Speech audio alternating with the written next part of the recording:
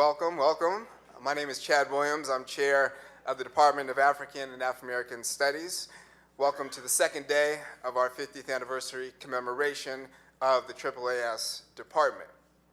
Yesterday, for those of us who were here, was truly memorable, no doubt. And today promises to be equally memorable. I again want to thank all the supporters of this event. They are listed on your conference program, as well as the numerous individuals, faculty, staff, students, alumni, friends who have made these 2 days possible. Yesterday, we gave proper respect and praise to those who laid the foundation for this department. Today, we recognize the vast contributions that AAAS has made to Brandeis, to the nation, and to the world.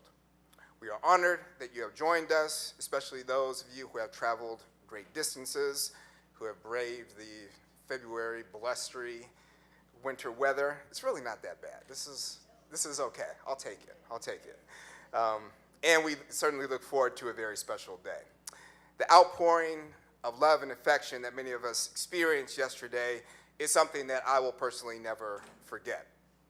It reminds us, more than anything, that the history of AAAS is about people. Beautiful, brilliant, courageous people who from 1969 to 2019 have committed to this department through their work, teaching, scholarship, and leadership. The ancestors are watching. And I would be remiss not to acknowledge some of the individuals who have been at the heart and soul of AAAS over the years. First, our academic administrators. They have truly been the oftentimes unsung heroes of the department, keeping us functional, keeping us alive, keeping us sane, while also doing the critical work of building community. They are not with us today, but I want to give thanks to Barbara Fredericks, Molly Krakauer, and DeLon Justinville for their contributions to AAAS, as well as our current academic administrator, Betsy Plum, a AAAS alum, for continuing to carry the torch. In the fall semester of 1970, the newly created AAAS department offered its first classes.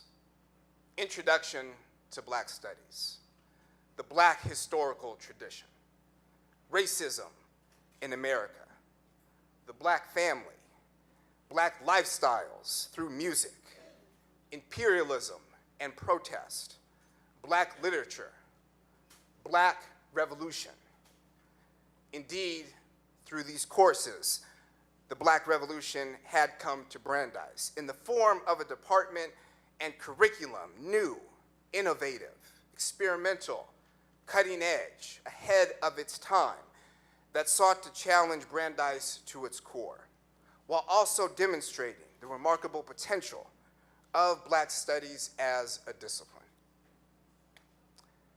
Since that first year, we have been blessed with faculty, instructors, and visiting professors committed to Black studies and committed to AAAS. Ione Vargas, Ray Shepard, Joseph Warren. Recognize some of these names? Okay.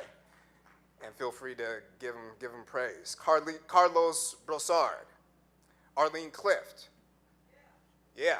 Mary Small, Clarence Hunter, Hortense Spillers, Tony Martin, Shirley Hall, Helen Stewart, Ernest Wamba, Lamel Carroll, Dwayne Taylor, Ronald Ferguson,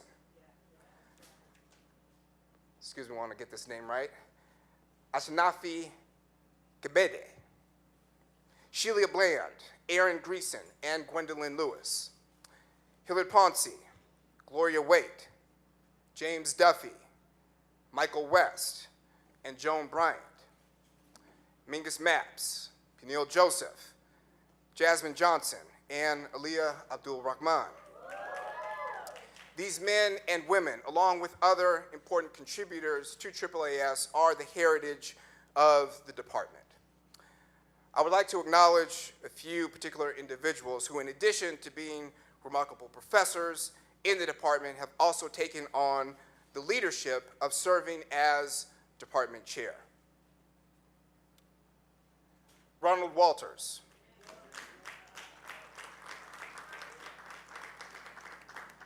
One of the most internationally renowned scholars of African American leadership and politics, served as the first chair of AAAS. He was at the time 30 years old and an assistant professor at Syracuse University.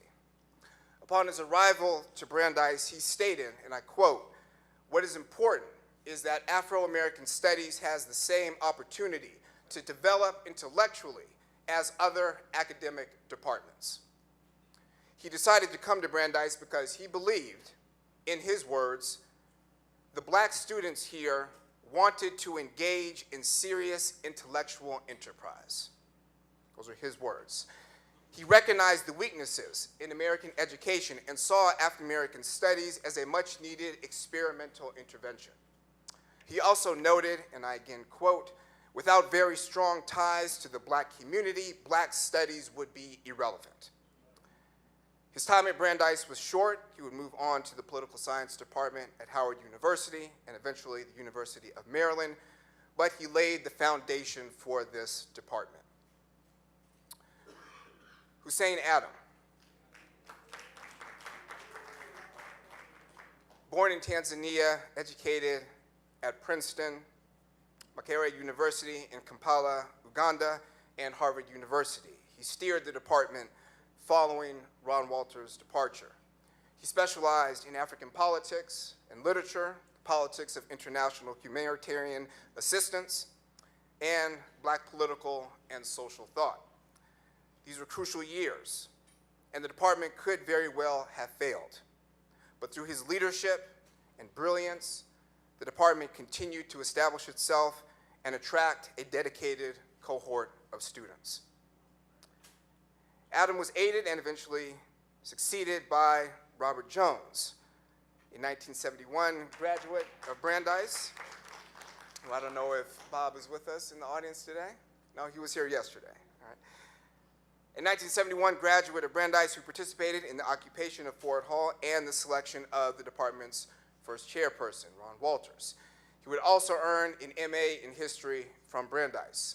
Along with teaching in the department, he served as acting chairperson from 1975 to 1977 and astutely recognized that in order for the department to have a viable long-term future, it needed full-time faculty in the department and a permanent department chair. Ibrahim Sundiata.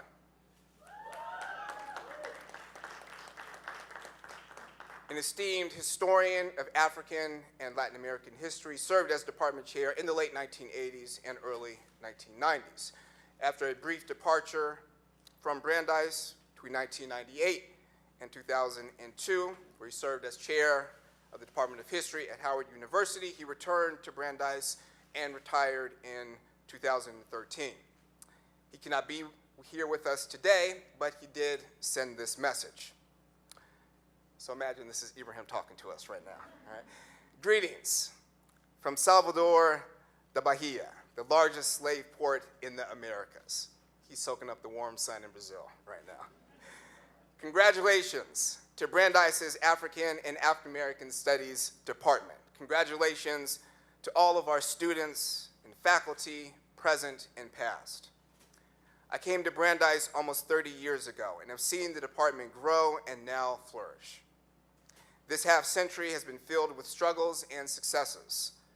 Our task has widened with time, and we now fully embrace the intersections of race, class, gender, and language. We are more inclusive and more deeply involved in analysis. We ask the question and get various answers from our varied positions. What are the factors that define us as a people and that bind us to the rest of humanity? We continue to explore. The work continues. Congratulations.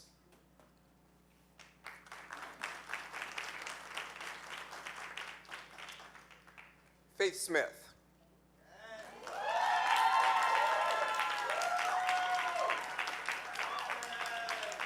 Professor of AAAS English, Women's Gender and Sexuality Studies, has also put in her time as department chair. An expert in Caribbean literature, faith, during her time at Brandeis, has brought brilliance, grace, and constant warmth to AAAS.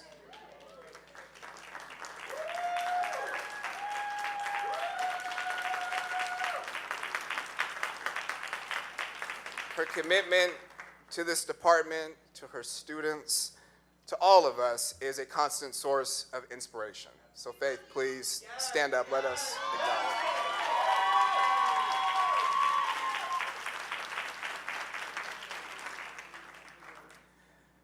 I must also mention Professor Corina Ray, who took a stint as interim department chair just last year.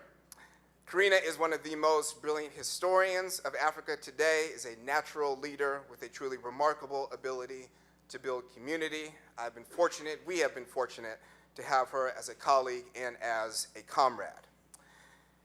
Now, you may have noticed there was a gap in my timeline, and that's intentional, because last, and certainly not least, Professor Wellington Inyangoni.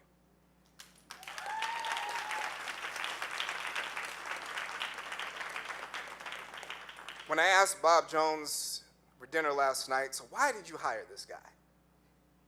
He said Wellington was the right person for the job. Indeed.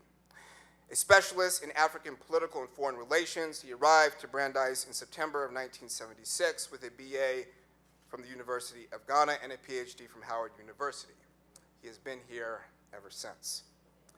He was the first black professor at Brandeis to receive tenure. I think we have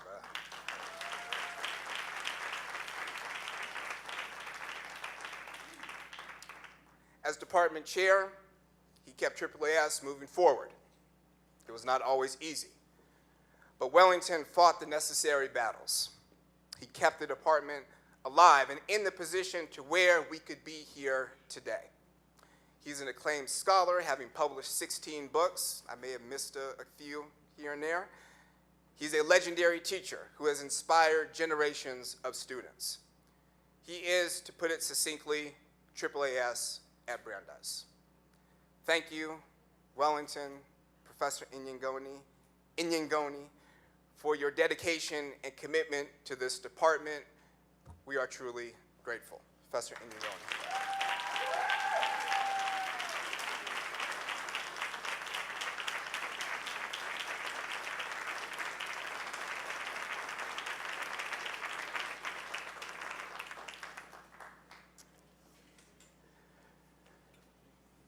All of these individuals and more have shaped the lives of AAAS students, in particular, Brandeis students more broadly, in innumerable ways. Our alumni are reflective of the impact that AAAS faculty have had. Our first panel this afternoon, which I have the honor of moderating, will speak to the multi-generational legacies of AAAS and what the department has meant to our graduates professionally as well as personally. So, our panelists, if you wouldn't mind, please coming to the stage.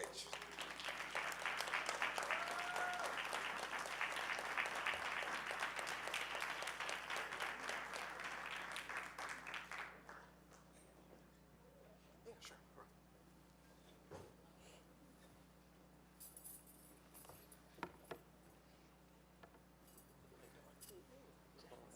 So, brief introductions. First, to my left, Asia Antoine, class of 2017, Senior Program Manager at the Op-Ed Project, a social venture that amplifies the voices and ideas of underrepresented thought leaders across the globe. Next, Janice Johnson-Diaz, class of 1994, an Associate Professor of Sociology and a graduate faculty in the Department of Criminal Justice at John Jay College, and also founder and president of the Grassroots Community Foundation. Next, we have Lucretia Jones, class of 1977, who works at the New York City Department of Health and Mental Hygiene as a researcher, scientist, and director of general surveillance in communicable disease.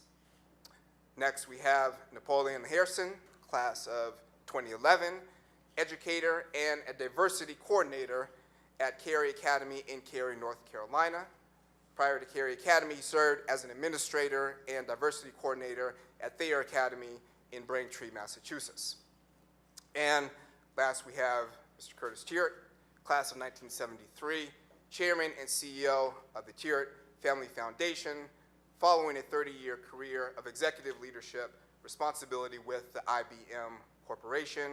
He is also a member of the Brandeis University Board of Trustees. Another round of applause for our panelists.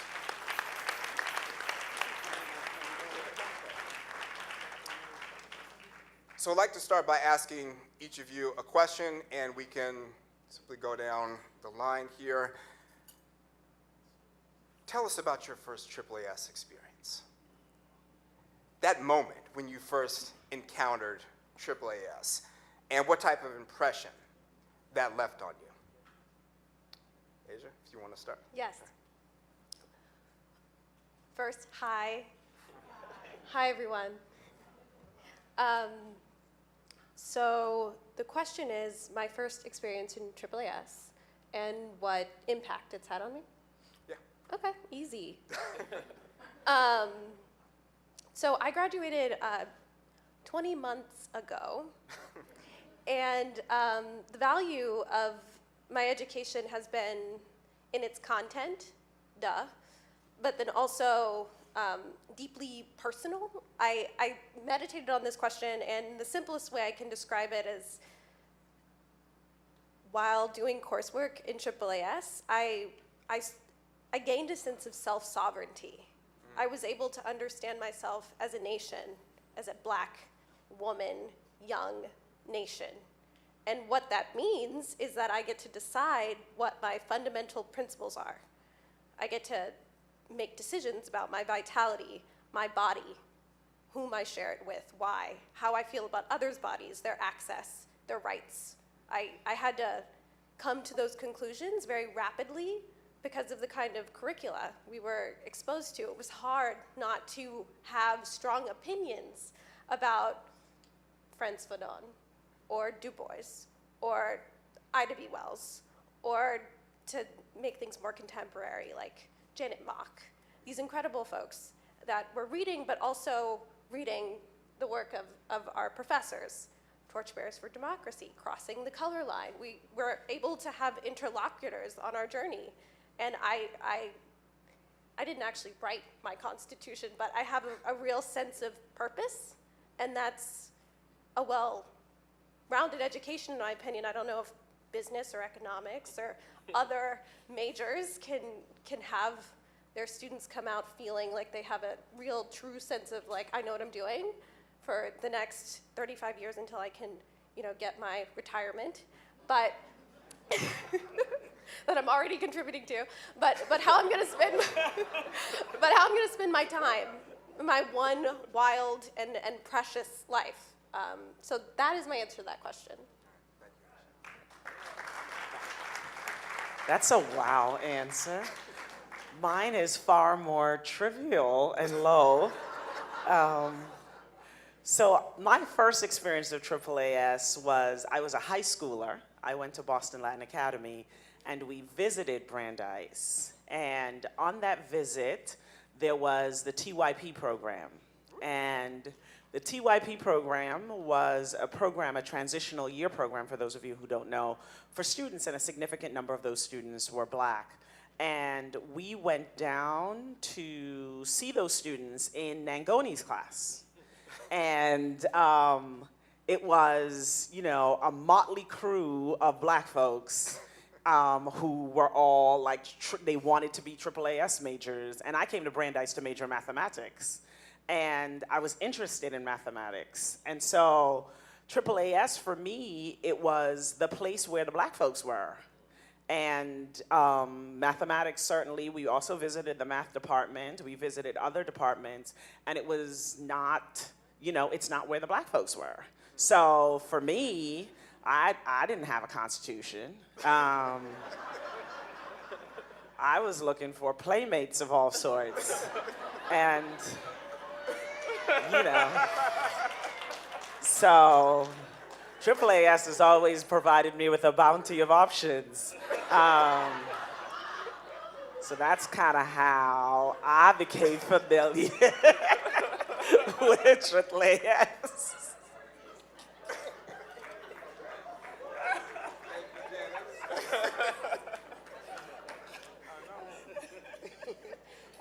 Good afternoon. It's hard for me to remember. I mean, it's been over 40 years, but you know, I came in. I was a pre-med student, but I was a AAAS also major, and I guess for me, the thing was it felt like home. So coming from, you know, the South Bronx, coming from where I was, hey, Bronx in the house, and then coming up here, and I had never seen or visited Brandeis, so I was just thrown in here. So it was like home. It was black people, it was professors, and you felt comfortable and nurturing and supportive, and that's my first memory. Yeah. Hey everyone, my name's Napoleon. My first experience with the AAAS department, when I first came to Brandeis, I thought I was going to study economics, right? I'm thinking, you know, I want a job that'll pay me a lot of money, but also thinking about the impact that other educators I had in my own life, my teachers, right, my mentors, and I didn't find that in any of the courses here. You know, in my first few years here, I was a TYP student as well. I felt at home during the TYP year, but after that first year, you know, experiencing in other classes, I've kind of felt lost. And I took my first course with Peniel Joseph. Professor Joseph was a scholar in civil rights, but to me, I saw myself within Professor Joseph, and I think, you know, that what led me onto the path of thinking of me becoming an educator from my experiences with the department, and I think that's very important, you know, for everyone. I think in terms of like this department serving as sort of the backbone of the institution, even if you're not in the department, but just seeing black professors and some of the smartest professors that we have are in the AAAS department. So. Good afternoon, everyone. To put this in perspective, it was 50 years ago that I made my first airplane trip, and it was here to Boston. It was Memorial Day weekend to visit Brandeis. I entered in the class of 73 in September of 1969. That was several months after Ford Hall 69. And if you read Black Studies Matters, the article that Professor wrote, you'll see that I mentioned, and I quoted, that I stand on the shoulders of giants. Dr. Walters was the first chairperson of the department. I had the opportunity to meet him through interactions that I initially had with Joseph Warren, who ran the Upward Bound program, which I was a member of and participated in here at Brandeis. But I'll divert a second, as Roy DeBerry did yesterday, from your question, because yesterday's panel was outstanding. And I'll put this in perspective as my wife and I shared with two of our scholars this morning. You can never underestimate the connections that you make and how powerful those connections may be in the future. Roy DeBerry, in 1968, his summer job was to go around to Upward Bound programs that were having college fairs. I was an Upward Bound student at Lincoln University in Philadelphia, outside of Philadelphia. That was the first time I met anyone from Brandeis. That was the first time I learned about Brandeis. There was no social media. There was no FaceTime. There was nothing in terms of the technology that we have and we're blessed with today. So through correspondence with Roy, that's what drove my interest to apply to Brandeis. Now, what makes this 6 degrees of separation, Roy yesterday talked about a program that he was in that was funded by the Carnegie Mellon Foundation that did a prototype of Upward Bound here at Brandeis in the mid-60s. One of his tutors was a gentleman by the name, an alum of Brandeis, Michael Kalafatis. Michael Kalafatis became director of admissions. That's who Roy worked for that summer. That's who interviewed me in February of 1969 in Philadelphia. And he was part of the admissions committee that admitted me to Brandeis. I applied to 3 schools. Brandeis was my stretch school. I love mathematics. I was going to pursue the pre-med profession. I had never been in Boston before my first trip here that Memorial Day weekend. I got accepted to Brandeis with a full financial aid package. My parents and my family were very poor, so it was no way I was ever envisioned to go to a school like Brandeis. It was either Lincoln University or Temple University in Philadelphia, which were in-state schools for me. So the connections that were made, and then following in that first semester of AAAS, having the opportunity to really engage with the secret sauce here at Brandeis, and that's the faculty, particularly the black faculty. An intellectual like Ron Walters, who, and then followed by Hussein Adams, were the things that really motivated me and carried me through. Those are the first perceptions or reflections that I have of AAAS. And I'll just close by saying that closes the loop in a way, because after I left or graduated in '73, I went to Howard. And I spent 2 years at Howard in the political science department under Ron Walters. Vera Plummer was my freshman roommate. Wow. And there are a lot of giants, many of whom Professor Williams talked about, but there are also individuals like Lathan Johnson. Yes. Okay?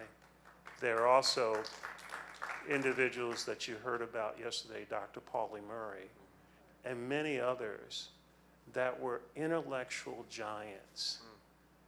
And the faculty here cared about students. I'll just close by saying this one last thing. I thought about this flying up here from West Palm Beach yesterday. When I was an undergraduate here, it was Negro History Week. Yep. Black History Month didn't happen until 1976. Okay? And therefore, this was an opportunity for me to better understand and engage and get a better perspective of the culture as well as the political environment and the struggle both here and in the African continent. Right, right. Many of our ancestors had gone through. Yeah. That's what my first reflection of the AAAS department.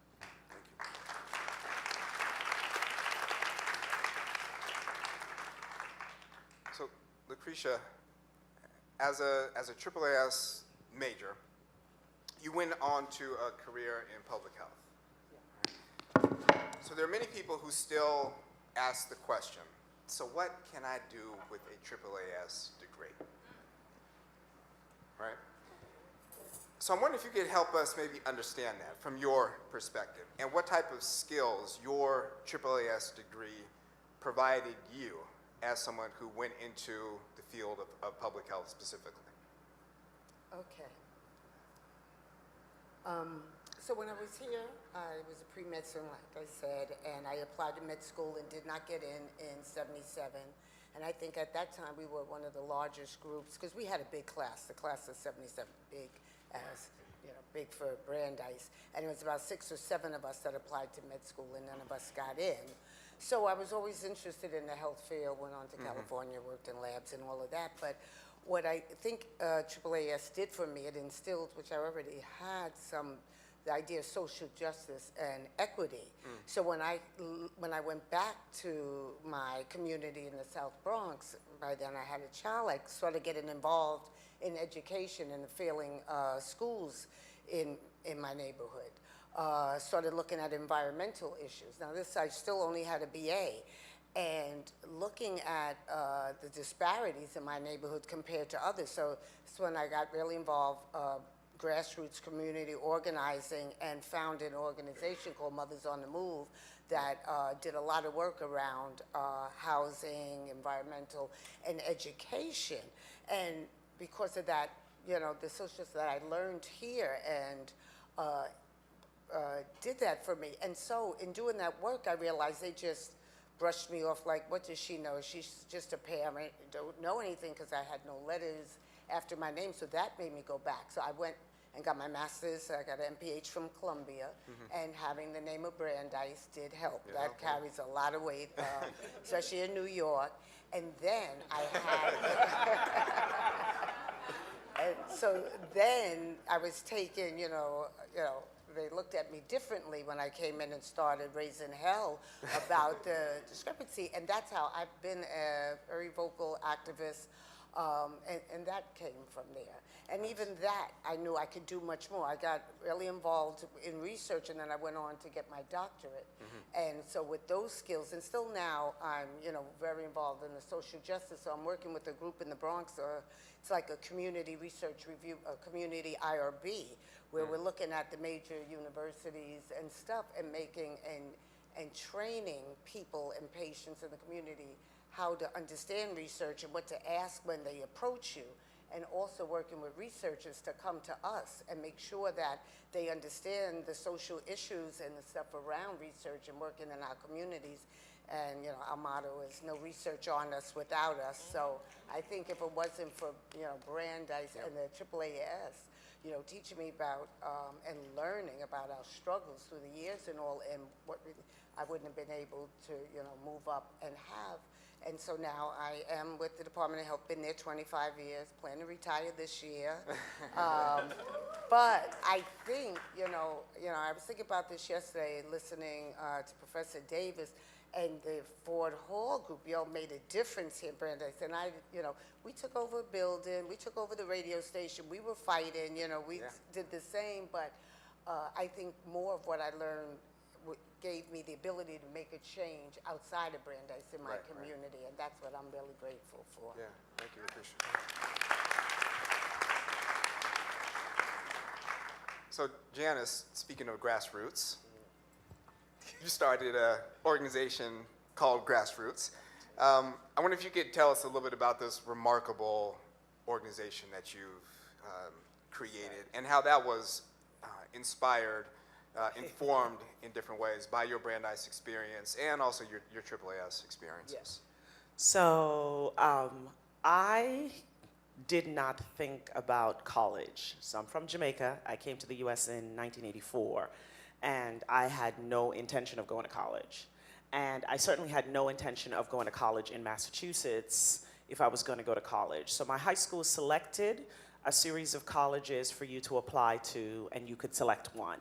So they selected Brandeis as one of the colleges, along with Middlebury, Cornell, Harvard, Case Western. And I got into these schools, but I really wanted to go to DC in many ways, because DC looked exciting then. And while I love mathematics, I really also loved politics. And my mother got very ill, and they said she was going to die. And I'm the only daughter of the 4 children. And so I said, oh, I'll go to this little school that y'all have here. And I'm just gonna be here, my mom will die, I will go to DC, and life will continue. And then I came here. And I had more fun at Brandeis than Brandeis had with me. I certainly, and I didn't really know Ford Hall's history. I was ahistorical for much of my time here until my last year. I was Jamaican in a place and that really did not really understand what that exactly meant. We had 110 black students on campus when I came here, and we had a lot of different kind of intra-racial dynamics that were happening between indigenous black Americans and Caribbeaners and African students. And that really felt really silly to me. I made some grounds, I would say, to try to ameliorate those challenges. They were done publicly and at the university's expense. So I was in charge of the Black Student Union. I was also a senator, and I was in charge of Black History Month. And I was really clear about being black when I came here. And I think Brandeis tried to attack that, sometimes overtly, sometimes in other ways, but I was born black. And so I really enjoyed blackness, and I understood the benefits of being black in ways that I could articulate, even when they were grossly unsophisticated. And so my time here was really wonderful, like wonderful. Like I had the best time here in ways that you don't usually hear from black students in white spaces, right? Like I had that, like in the made-for-TV version of my life, people be like, yo, she's doing the most. I did the most here. And a part of the most was I really studied here.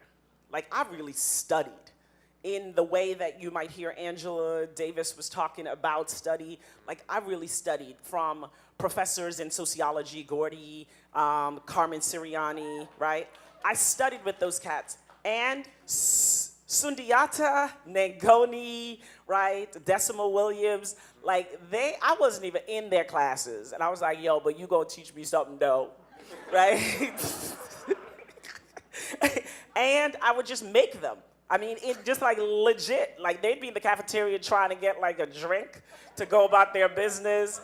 I'd be like, yo, I hear this cat, Fanon, everybody up in here talking about Fanon. Like, what's a Fanon, dog? Because I knew Marx, Freud, Durkheim, Weber, right? Like I was over in social, but I was like, everybody come from class being like, Fanon. Fanon? Like who Fanon? Right? So I had that kind of engagement with them. Now why I say that as a precursor is because here I did organizing. I learned the fundamentals of organizing through kind of the way that multicultural coalitions had really organized. But I understood something about Brandeis that I couldn't have articulated until I thought, Chad's gonna ask me hard questions, is poverty. I began to understand the insidiousness of poverty. And here, we read a book in sociology that said we gave away millions. And that book was intended to be like, really an insight into how philanthropic whites decide that they're going to disperse wealth rather than hoard it. And simultaneously, I was in the barracks, the young man who had a dorm next to me was a partial owner in the Houston Oilers when I was here. A really good friend, now the Texas Texans. And the black students, relative to the white students, were poor. And that engendered a whole host of feelings and really invited some kind of distorted friendships, but also some insights into white culture and white understandings that we didn't know. So it did a whole series of things. But I was just really disheartened by how poverty felt, especially since American poverty is strikingly different from Jamaican poverty. And so I carried that with me as I left here, and I went to an even wealthier place after I left here. I went to teach at a private boarding school in Newport, Rhode Island. And if y'all think these people are rich, those folks were real rich. Reader's Digest gave me a fellowship to blacken up some white spaces and to teach them. And so, you know, since I'm black, that's not like, that ain't no work. So I did that, and I then began to even understand more this divide around economic inequality. I would leave Newport, Rhode Island, and I got my master's and PhD at Temple in Philly, and then I really began to study poverty seriously. And, you know, I'd had this lived experience of being born poor, this experience of being at Brandeis and being in the economic bottom, going to Newport and being again at a new bottom, and then being in Philly, learning about how so many people were poor. And they stayed with me. So by the time life had met me and I was of myself instead of singularly the world, I decided that there was something that I could do. And what I'd learned along the way was that it wasn't simply that black folks were poor, but there were a particular sect of people who across the globe were always poor, and those were women and girls. And that I could do something about that I could disrupt poverty if I started to think about it, not at the time point of adulthood, but really the beginning of childhood. So I developed an organization called the Grassroots Community Foundation in 2011 that took the position that while black folks are disproportionately feeling poverty, women and girls are really feeling the pains and were carrying the burden, and that burden was felt often in their bodies. And that much of what we understood about the liberation of black people was still framed by men and was really framed in a way that said, you needed to be beaten down and kind of unhealthy. You need to be your tired self. You needed to be your overweight self. I sometimes tell a really awful joke that people don't like to hear. And I was like, if Malcolm was still alive or Martin were still alive, they'd probably be on dialysis. Because a part of it is that there seems to be no effort to have healthy leadership. There seems to be a kind of a separation between physical health and leadership. And I really knew that because I knew the women who were doing the work to kind of help our communities were tired, overweight, back hurt, shoulder hurt, all the rest of these things, didn't sleep well. And I was like, that shit ain't for me, I'm cute.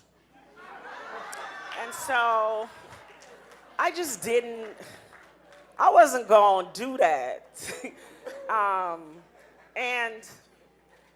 And they couldn't stand on lines, and they couldn't protest, and they couldn't march because their bodies couldn't do it. And I needed my body to do this with me. And Brandeis had taught me that. I mean, when I say that, you know, I made the former president, he was the provost first, I made him deeply uncomfortable. And Yehuda Reinhardt was the provost when I was a student here. And, you know, people get tired. Like, if you are unhealthy, you get tired real fast. But what you don't want is a kid who runs 3 miles in the morning at 6 a.m. and lift weights to be like, yo, why there ain't no bacon in the cafeteria now? I don't even eat bacon, right?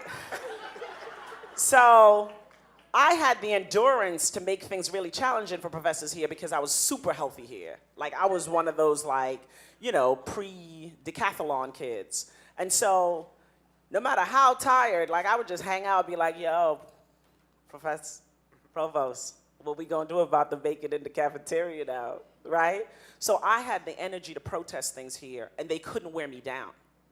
And so public health, the physical health that I had in my youth, I wanted to carry for the labor of fighting for poor people. And so Grassroots Community Foundation became a training organization with a focus on social justice and public health so that I could teach young kids very early how their physical, mental, and sexual health was gonna be essential to their ability to be free.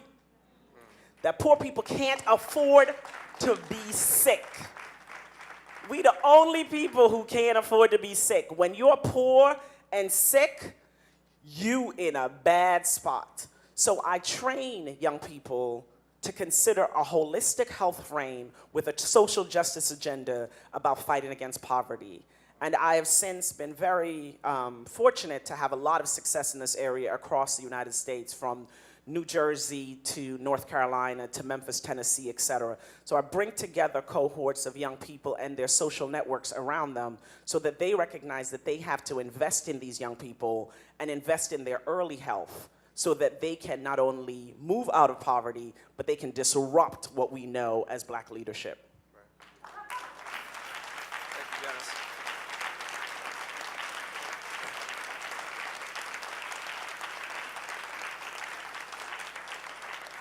So Napoleon, kind of on this theme of fighting, of protesting, particularly on campus. You were a AAAS major at a time when the department was, quite frankly, in peril. In 2009, the department, as a result of cutbacks throughout the university in the wake of the financial crisis, was being considered reduced from a department to a program, right? And as we heard yesterday, that would have meant the department could very well have been eliminated at some point, right? That didn't happen, right? Because students like yourself and others took a stand and insisted that this was not acceptable. So I'm wondering if you could perhaps kind of speak to that moment. You know, what was happening, particularly amongst your fellow students, and you know, what did you think in terms of kind of the long-term vision of the department? Well, for me, I think being here at Brandeis, I'm a guy that likes to work in the background, right? I don't like to be in the forefront of any sort of movement. However, you know, with the leadership in our department, and by the time I was taking courses, a lot of my courses with Professor Nangoni, you know, listening to Professor Nangoni and Professor Sundiata, of all the sort of things that they had to deal with in terms of really saving our department, battling each and every single day of, you know, changing our department, you know, from a department to a program, you know, going to the faculty meetings. And so for us as students, we realized, like, you know, this is something that this is our history, right? This is our program that that the university didn't value, right? And for me, in particular, like, this was a important program for me, right? In terms of my own identity and my own development, you know, they just taken away something that is meaningful for every student, right? I think every student needs to take a course in the AAAS department, right? I think it's required, right, to really think about, to really understand racism, right? The really oppressions that exist in this world. And really, you know, to me, I came as an athlete, right? But my time here, you know, I thought I was going to go to the league, and, you know, this is a very competitive school. And after 2 years, I decided to give up basketball. Brandeis, you took a while to get rid of the coach, but that's a good thing, right? But let me say this, right? It was because of this department, right, that it gave me the knowledge and understand that something's not right. You're not going to use me just as sort of an instrument or as a tool just to win some basketball games.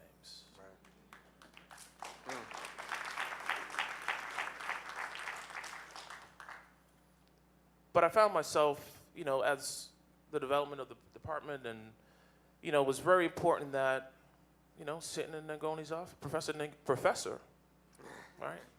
And I say that because Professor Nangoni did check me one time, because, you know, it's important to say Dr. Williams, because other people need to hear that. So I think for me, the department was essentially my home, right? But also thinking about my role here is, like, you know, a lot of schools and universities are in trouble. Right. We're here now. What can we do for this department?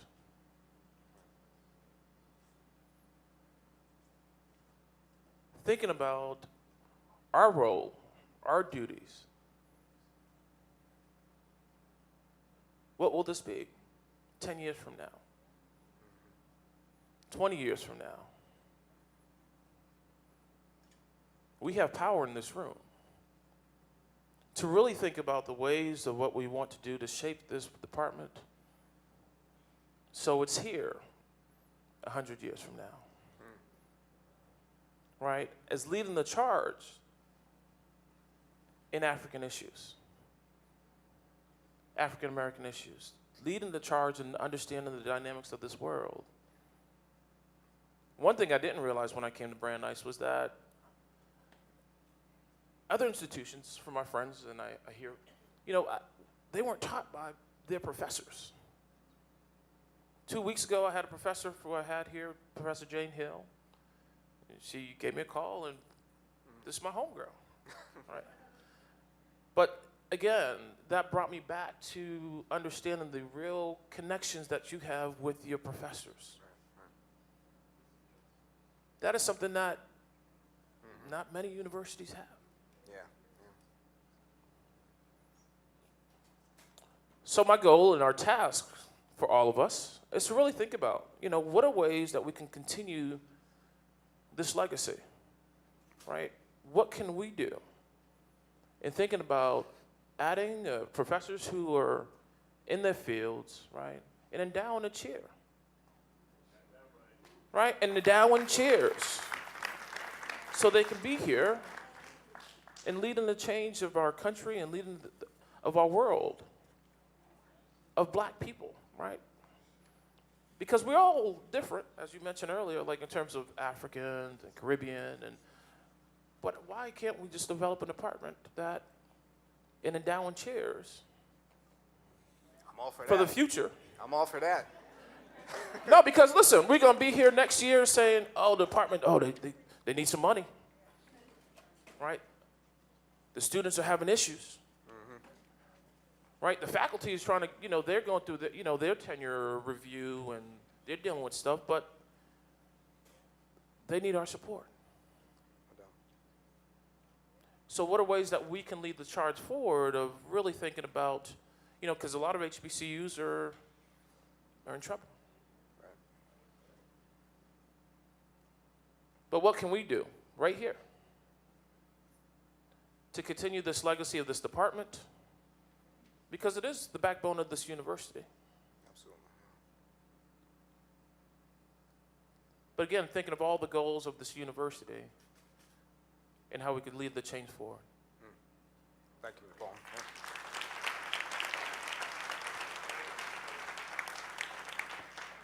No, I think those are, such important points. I want to come back to them. But I also want Asia, perhaps you can speak to another point that Napoleon brought up, which is the relationship between the students and the faculty in AAAS.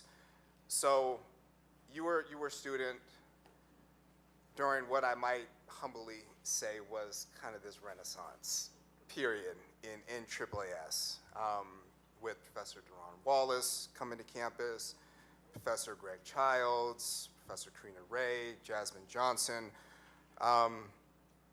but in particularly thinking about Black feminist thought. And a course that was developed by Professor Ibrahim,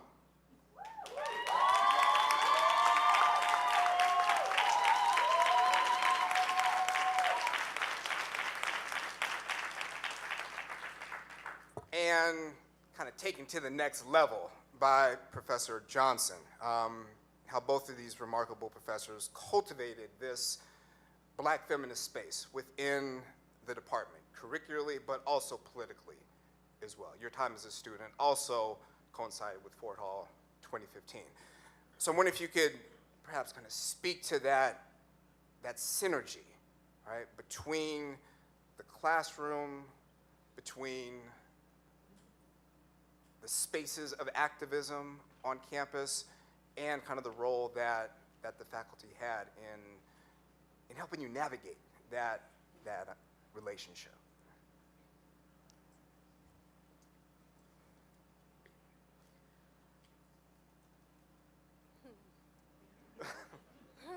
Okay. I'm going to start at the beginning, Yeah. which is that when I'm a daughter of the South. Pensacola, Florida is where I'm from. It's the most northeast you can get in the state of Florida.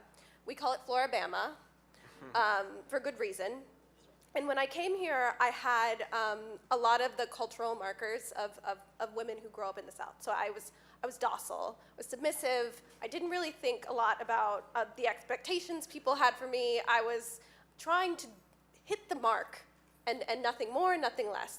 That's just my mind. That was where I was when I came to campus. I was like, all right, we're gonna get a degree, and then we're gonna get married, and then we're gonna die.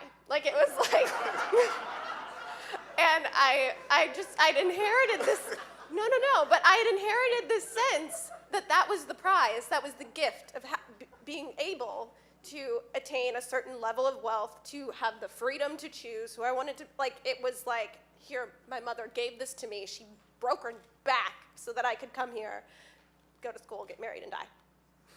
So I'm in Black feminist thought. I'm taking AAAS classes. I'm taking sociology classes. I am in the archive. I'm in the archive. I am my first summer at Brandeis, I have the opportunity to take a summer semester course looking at the legacies of school desegregation in Mississippi and Massachusetts, understanding the synergies there, the people, but also the struggles, and how individuals span both campaigns and what the implications are. I had the opportunity to do that. I was in community archives, university archives, at Mississippi State, at Ole Miss, at Tougaloo, at Jackson State University, at Harvard, at Brandeis.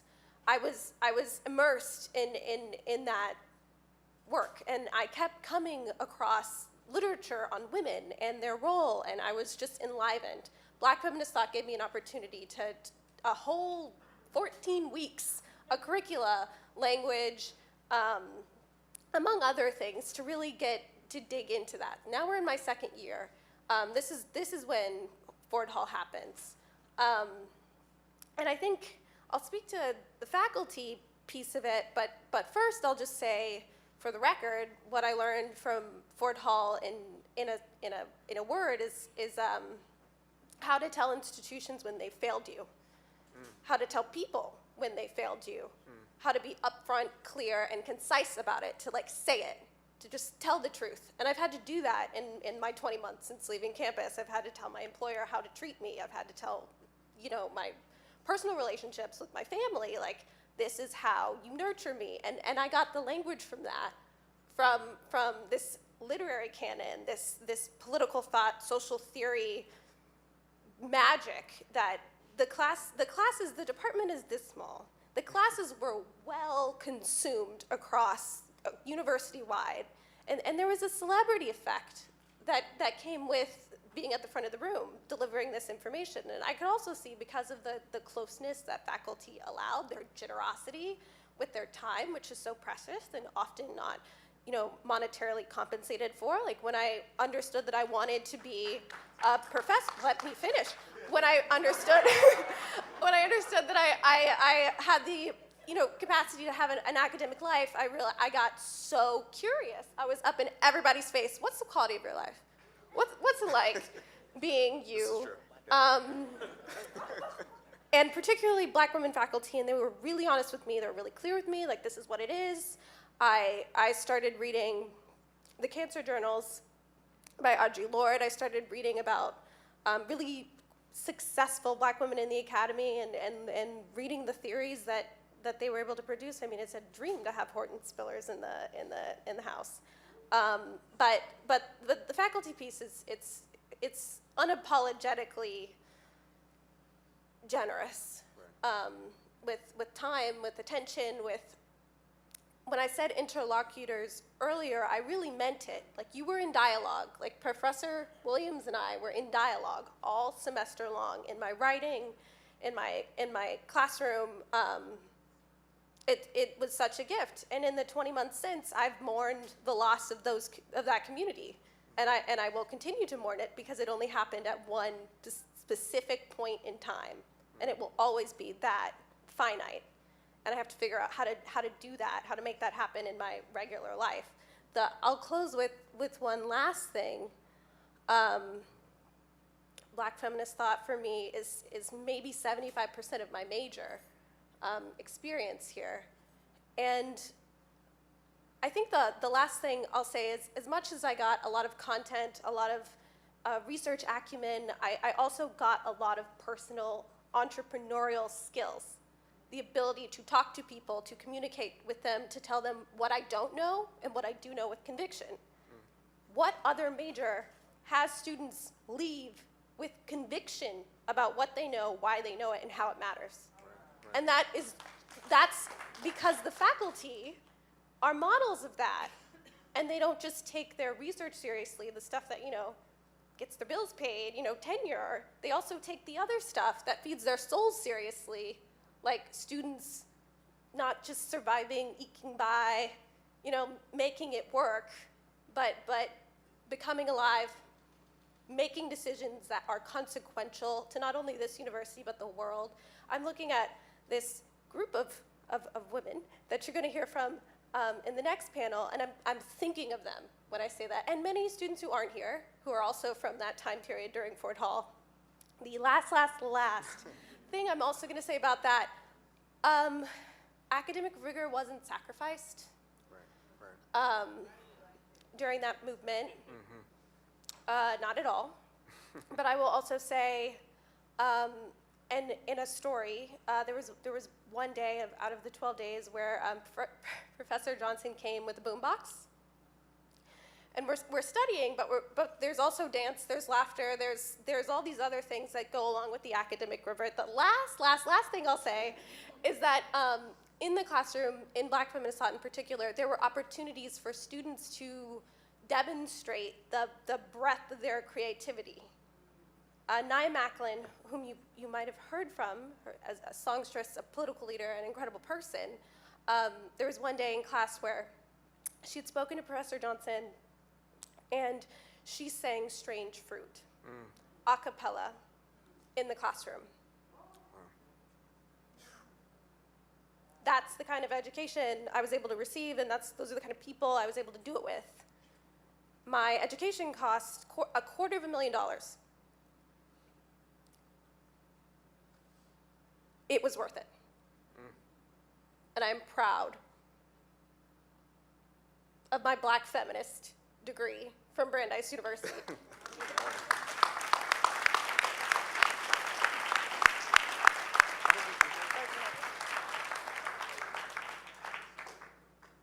So, Curtis, I want to kind of circle back to a point that Napoleon made. So what do we do?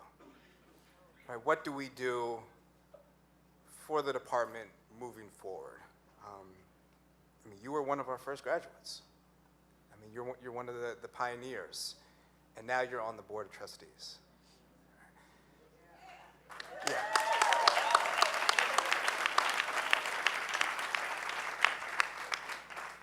So what do we do? Especially considering that President Leibowitz has laid out his framework for Brandeis's future. Where does AAAS fit into that framework, and what should we be thinking about in terms of continuing to hold the university accountable for this department, but also for our larger community? Well, first of all, I think it's important to recognize that one of the critical factors that happens for particularly any Black student that comes to Brandeis and graduates and moves on is that there's a clear understanding that it's important to reach back and pull individuals up and forward. We have to continue to do that. I had a brief conversation with a couple of my fellow alums last night after the session, and it just jumped out at me in terms of their commitment to teaching, to mentoring, to writing letters of recommendation. to being available to just listen. We as a community have to continue to do that. We're also blessed with several new communities, extended communities that many of us didn't have when we were students. We did have the Upward Bound program. Jose Perez, Marsha Jackson, who are two of the individuals, Rose Brayboy, three of the individuals that I've recognized that are here, that are alums of not only the Brandeis Upward Bound program, but also Brandeis University. There's the Posse program. There's the Atlanta Posse, the New York STEM Posse. There's the MLK Scholars, who are celebrating their 50th anniversary. We also have at least 2 endowed scholarships. We have the Joseph D. Warren Endowed Scholarship, which is right now 5.5 years in existence, has an endowment of $340,000. 5 years. We have the Alumni of Color scholarships. And I would present a charge to each and every one of you here, and as you talk to individuals, friends, and family, it's important to make a contribution, whatever that contribution may be. And I'll put it in perspective for you. Many of you are familiar with the recent gubernatorial race in Georgia. Stacey Abrams, she raised over $15 million in that campaign, maybe even north of 20. The average amount of her contribution was $39.50. Am I right, Jose? And he was there. And it's not a matter of you need to figure out how we can give 7 figures or 6 figures. It's those $25 gifts. It's making a contribution to those endowments. And then having the opportunity to meet and talk with those scholars that are receiving those awards. My wife and I spent an hour this morning with 2 of our scholars. It was the highlight in terms of just interacting with them, getting a sense of what they're engaged in, and the challenges that they're facing, but their spirit was through the roof. Yeah. I also have to compliment Napoleon. Napoleon hit it right on the head. And I believe it links directly back to what you said in terms of the president's vision, right. The Springboard Initiative, which I know was written up recently in the front page of, I want to say it was the Hoot, it may have been the Justice, which I read this morning, but he's doing a series of roundtables, which I call them, but forums. I would encourage any and all of the students here to engage in those, and when they go on the road to the alumni cities, understand them, because the faculty and growing the faculty right. is one of the key things. Right. Last but not least, you mentioned the vision, for lack of a better term. Mm-hmm. I don't know if many of you know, but Professor Williams is the co-chair of one of those 3 visions, along with a professor from Nedges. They spent pretty close to a full day interacting with the Board of Trustees 2 weeks ago.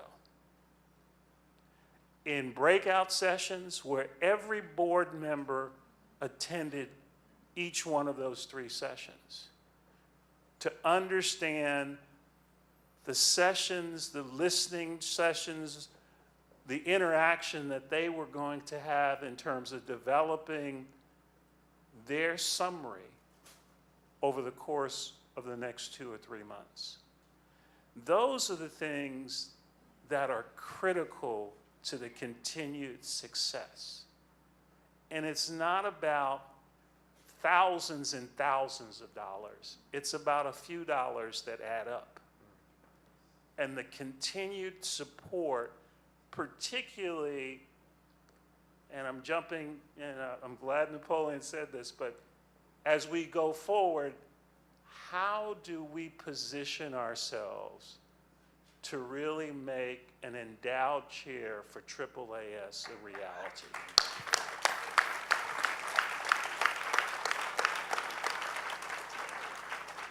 So we have time for questions from the audience. Again, we have 3 microphones in each aisle. If you do have a question, please line up behind the microphone.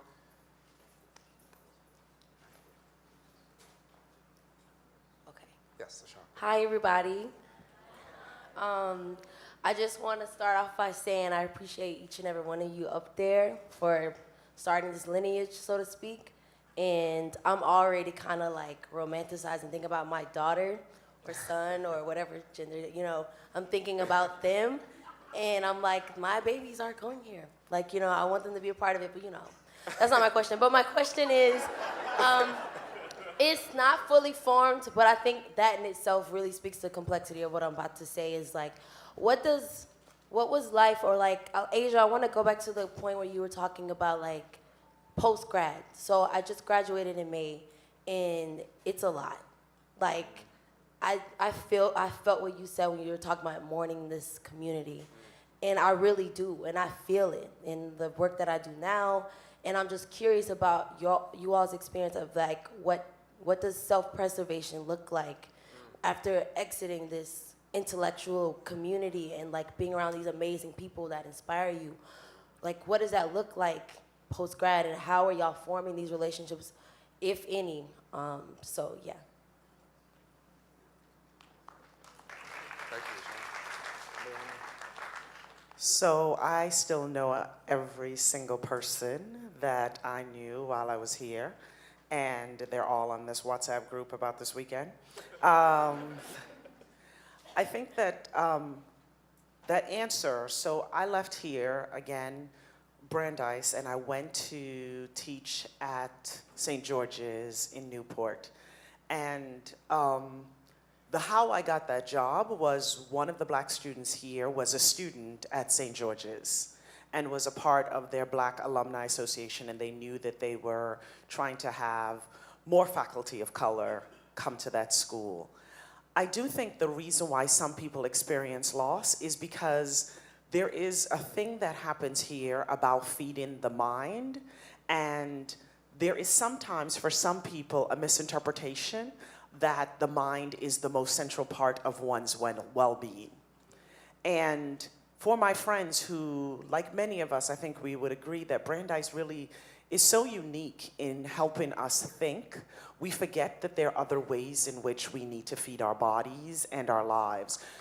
So people didn't really connect with their peers. They shared a kind of a unique euphoria of the 4 years, but they didn't actually build friendships beyond a shared commitment to the idea that folks could be liberated in the world, black folks were oppressed, and they didn't connect. I made a substantial effort to connect with people, and that's why I still know those people, and I didn't experience the loss. The world is not designed, at least as I know it, to singularly be engaged in intellectual enterprises, but they're people who you have dinner with, people who you go to the theater with, people who you dance with, people who you have sex with, people who you reject because they don't dress well, right, whatever the case may be. And I think one of the ways of salvaging the moment of leaving this intellectual euphoria is making time to connect not only with yourself as a full human, but making time to connect with those people who really help you become your best self. And that, I think, I want to come back to the question of what we need to do. I was one of the co-founders of the Intercultural Center. And that work, we were joined by this effort to find safety, and it was connected to AAAS. And I think one of the things that has to happen for AAAS to succeed, the Intercultural Center must also succeed. Our fates are tied. And the last time I was here, there are several things I learned from the current students were that you all don't really come together enough in social spaces. You are so intellectual. And albeit I'm a professor, right? I got a PhD, I got a postdoc. I'm doing the most, right? So I understand this attraction to intellectual ideas. But again, your full self is not just your ideas. And so you have to find social spaces. You have to create with each other. You're going to find this richness in your full self. And that full self, you can carry those friends and those colleagues, those professors beyond this space if you all decide that it's not just the classroom and the 2 hours or 3 hours in there, but you take that conversation to the Intercultural Center, you develop those linkages across. And that space is often been left, my understanding, not so much tied to AAAS, but they are wedded, and you can see them wedded in Dr. Williams and Dr. Lopez. Just in case you don't have an example, Dr. Lopez heads the Intercultural Center, Dr. Williams heads AAAS. They are actually wedded.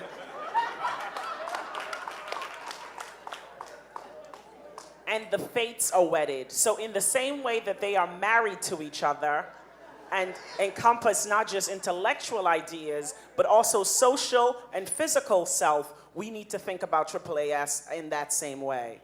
So you can avoid this space by choosing to engage beyond intellectual ideas, by choosing to bring your fullness of yourself to the pairs that you've had and make those friendships last.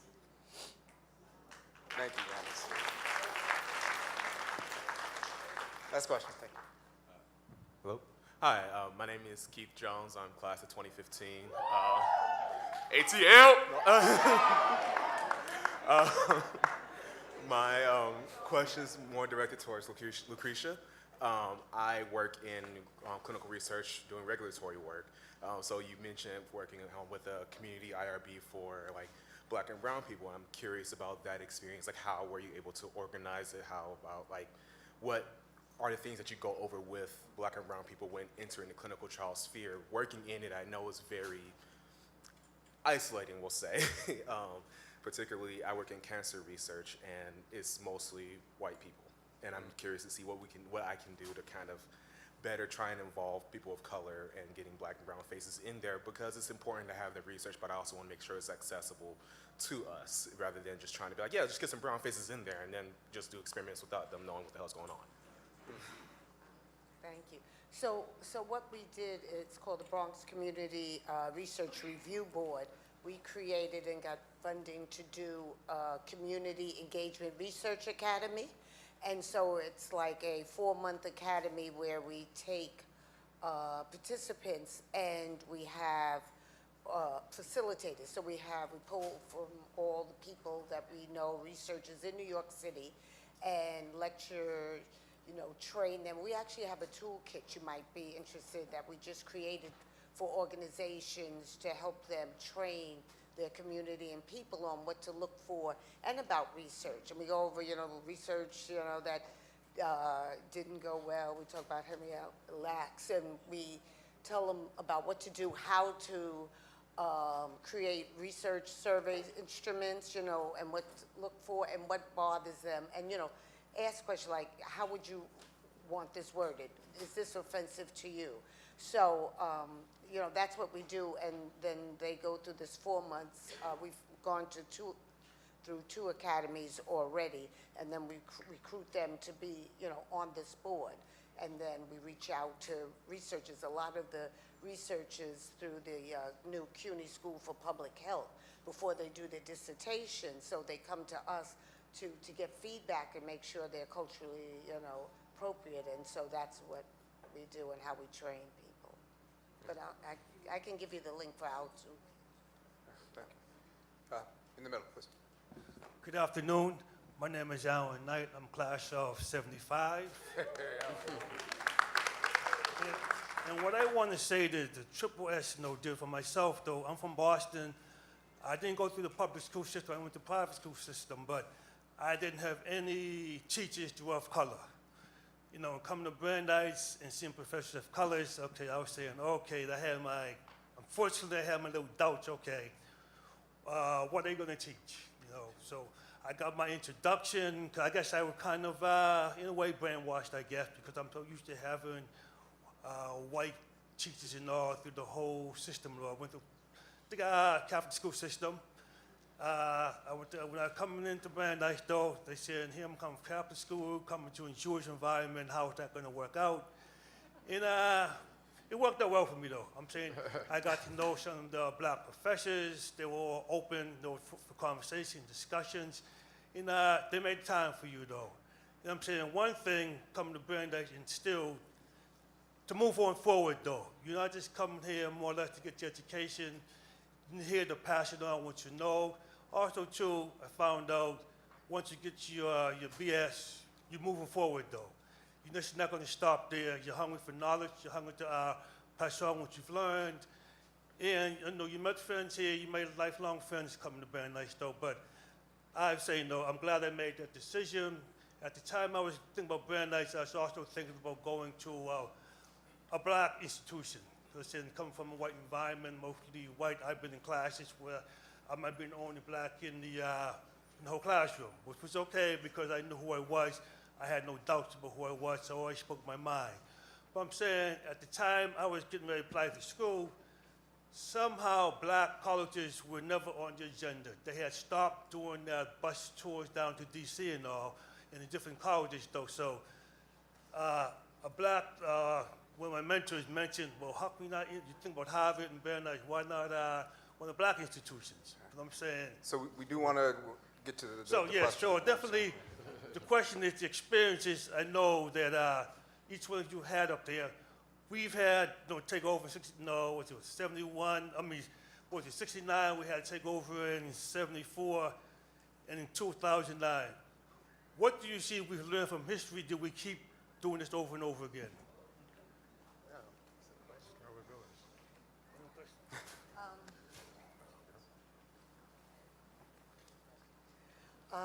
Well, I know, it seems like no matter how much things change, they stay the same.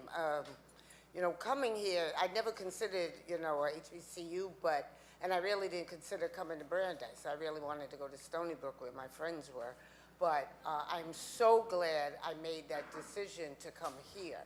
I don't think, because of the support. So just being in predominantly white schools, I went to Bronx Science, the same thing, Jewish. I went to Catholic elementary school. So coming here, it meant a lot to me having and feeling that bond with people, that looked like me, who taught me, who my advisors, Tony Williams and everyone. If it wasn't for them, I wouldn't have gotten through Brandeis because it was tough. And also I want to say about the friends and the relationships. We partied a lot. We in the 70s, it was wild, but it wasn't for, we talked about this all night, yeah. And somebody said, well, maybe if you didn't do so much, maybe you would have went to med school. But I think if it wasn't for, no, you said that. But I think if it wasn't for that social, I wouldn't have been able to get through it. It was that bonding and that allowed me to grow and make it. Because it was tough being up here isolated and also, and carrying that, through. But yes, there was Ford Hall, 69. I think in 72 was the administration building. We did it in 75, Perlman, and then 2015. And we have to support each other. I'm a social media person, supporting and, hashtag Ford Hall 2015 to get it out and hopefully students know that I did support, and that's what we, have to do. So it's going to happen, but I think we have to, like Curtis say, reach back. And I try, anybody wants information, I give my number, call. I brought students to my job to mentor, to shadow me. And that's my way of giving back and trying to make these differences so that we don't have to, so Brandeis don't have to keep doing that. Appreciate I hope that. that answers. Can I just Yeah. add, though, Wanna- there's a hypocrisy to Brandeis that creates this herpesitic effect of the flare-up. So Brandeis is great, y'all. I think everybody knows that. But racism is nice and alive here. So that racism sometimes get mismanaged. And then the students of color and black folks gotta help it manage itself. So Ford Hall is one, the rise of all these different things, the Intercultural Center. That happens, we exist. Brandeis is not exempt from the inequities of the larger societies. And so we will see these flare-ups. And we are happy to be whatever you put on herpes and help it go back down and suppress it. And we are gonna fight inequity because inside the classroom, students are learning, whether you're in AAAS or not, they're learning that inequities do not have to simply be things that we allow to happen. And so as more students recognize that inequities can be challenged and they are seeing it in their lived environment, they will challenge it. Right. And these flare-ups, rather than treating them as aberrations, we should treat them as moments of real examples that the education that Brandeis is offering is actually really working. Right. Yeah. And it's exciting. It's So we're gonna- absolutely exciting. I'm sorry. So we're going to try and squeeze in a couple questions. Again, try and be as succinct as possible in the questions and also the answers. But we have break time, so we can continue the conversations. Please. Chad, Jose Perez, class of 1975. And I'm enjoying the discussion, but it's African and African American studies. And I'm focusing on the African and the African diaspora as a Black Latino in terms of moving forward. And part of that is you look at the population of this country, by 2050, it would be primarily Latino and African American populations. And how do we share power and begin to basically build the relationships moving forward? There's also been tremendous contributions by Latino students like myself in terms of AAAS and in the movement overall, and we need to start focusing on bringing everybody inside the tent. So I would like the group to address that. Thank you for making that point. Absolutely. Yeah. Just wanted to piggyback real quick on what Alan said about why do we keep doing these protests over and over. One of the things happened with that 74 protest that I'll never forget when we did that Perlman Hall takeover. And I've got the list of the demands. The biggest demand for us was maintaining TYP at the 74, 75 level, and we fought to make sure that happened. Right. That's why I was able to recommend Napoleon to become a TYP student to come to Brandeis because of the fight that we did in 1974. Let me just say this. One of the most discouraging things that I've seen since coming back to Brandeis was we had the AAAS Center. We had a whole building where we partied, we'd had meetings, and that's where we really connected with Boston coming into the AAA Center that's no longer there. I think that's one of the buildings they tore down. They now have 3 rooms over here in East, where my dorm was, is almost as big as where the center is now. And John Hogan mentioned to me this morning, he said, wouldn't it have been amazing if today would have been the naming of the Perlman Hall building, where it was the last stand for TYP, as the Angela Davis Hall that held the AAA and the Cultural Center there. Wouldn't it have been amazing? So I think that's something we might want to recommend, Mr. Trustee, to the president.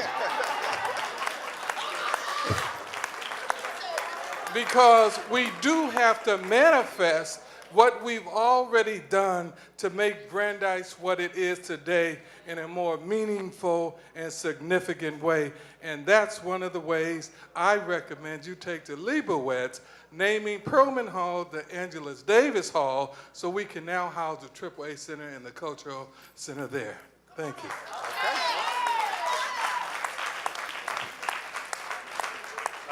Let me just add a footnote to that and point out a very, very important individual. Professor Williams had him in just very recently. For all of you that may or may not have knowledge of this name, Herman Hemingway. Yes.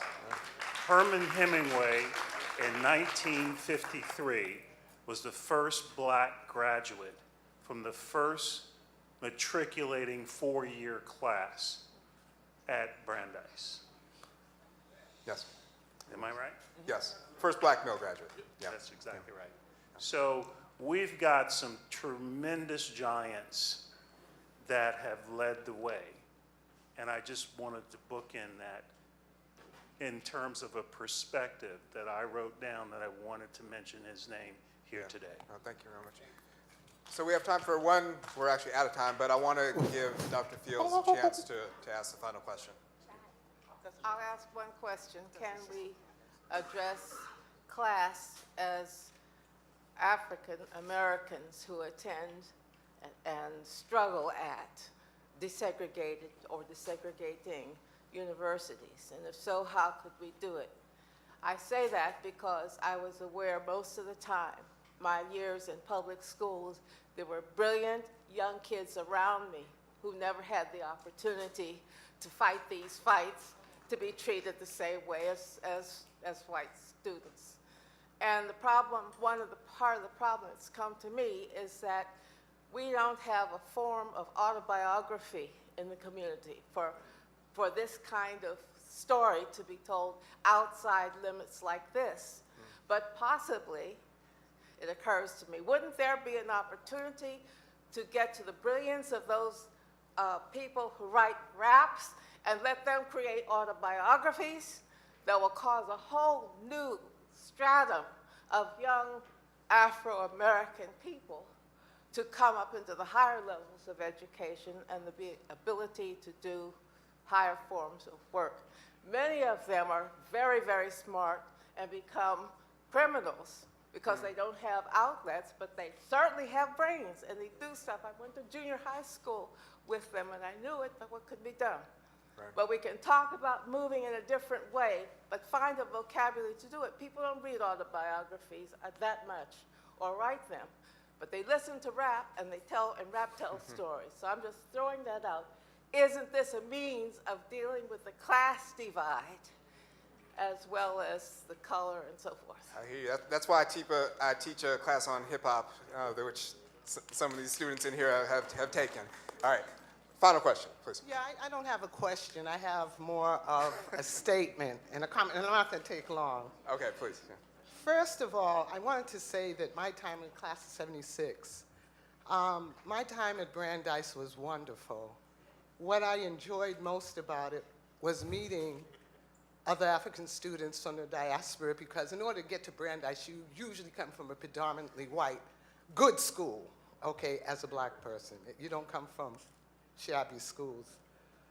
But I really appreciated the Jewish culture, and I learned a lot seeing how they operated during the 7-Day War, how they got together and put their resources together. And I look at this campus, and I see the result of the resources that are put together by the community, and it's a good model.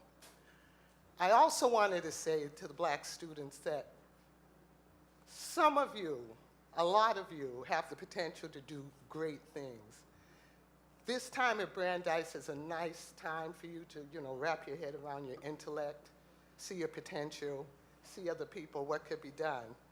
But you have it in you, and when you leave this comfortable intellectual environment, your mentality is going to be tested in that world. You're going to have to respond appropriately, forcefully. Don't be walked over. Don't feel as though you're less in any environment, okay? So that's how I want to tell you, and to hold each other up. John Hogan, one of the classmates, we were around talking about, our experience. He said he came from a segregated school. He came up to Brandeis, and there he is. He never knew about, eating with white people. He was, worked in a restaurant where people came in the back door, and I'm saying, John was still doing that in 1976. But you have students here that are from Africa, from all over the diaspora, that have an experience that we need to learn from each other. It's not only what Brandeis is going to teach us, it's what we're going to teach each other. So support each other as students. If you see someone that's down or looking a little on the edge, go take them for a little rib or something. Can we talk? Lift each other up, and that's all I'm saying. But appreciate the good opportunity you have at this university. Thank you. Okay, Viola, she's looking. Okay. Can I ask a question? You can ask a question. Again, I want to be mindful of time. We have a next panel, so please, we'll try and be as succinct as possible. Go ahead, Viola. Okay, it's not a hard one. Like LaShawn, I'm a recent grad, and I noticed a lot of other recent grads in the room. And so I was wondering if any of y'all would be willing to speak to just like one succinct piece of advice for recent alums, because like LaShawn said, we're struggling. Sure. Yes, thank you. Thank you. Okay, so my best advice at this moment, I didn't understand credit when I left Brandeis, my very nice degree. And I was a victim of the Equifax breach. And I imagine a lot of people, 147 million people. So what I'm trying to say to you is understand your Social Security, how credit works. I am happy to talk to any students who are about to leave campus or about to get their own apartments, work out these kinds of like microfinance kind of questions, like 401k, like all of these things that you can ask for, retirement funds, things like that. And that's what in my 20 months I've had to like doggedly figure out on my own in New York City, where it's precarious if you are unable to figure out those things very quickly and you don't have support. So that's the kind of stuff I'm happy to be a resource for. And everybody like older than me can speak to that as well. But that is so important for people who just don't have that literacy, and you're out in the world with your big ideas. That's all I have to say. I'll just say this quickly, right? We're here to support one another, right? The students who are current here, all alumni in the community. There are a lot of alumni around the world, in the country itself, and one thing I noticed is that this is a powerful family we have here. I can go to Memphis, California, look up on LinkedIn or find someone that is a Brandeis alum. We're a family. So if you need help, alc@brandeis.edu, email us, right? Connect with one of us. Because we have people, if you're traveling somewhere, I tell everyone, if you travel to North Carolina, call me, right? I'm serious. We have to support one another. So in terms of like finding jobs or opportunities, and we have to really connect with one another to really build a community. So every one of us has an opportunity and responsibility to have to open up the opportunities for the ones that's coming along. So if there's anything that we can do to support you, let us know. Anybody else want to briefly speak to that? So I think it's really important that you have a clear sense of what are your skills, and that you begin to write that down and figure out how you can articulate it. Critical thinking and writing are the things that I think all Brandeis students have some level of mastery on, but you need to think about your skills. What can you do such that it can be transferable to others? It is wonderful to connect with people because they're alumnus. It's wonderful to connect people because you're a woman or that you are Black. And in the end, what you want to be able to say to people, I'm all of those things, and I have the capacity to do X, Y, or Z. And so know that and recognize that your genius may not be currently apparent to you, regardless of what your friends and family say, but that genius is real, and it has no caveat. So explore it, know it, and be able to articulate it. Thank you. Please give a round of applause to our amazing panelists.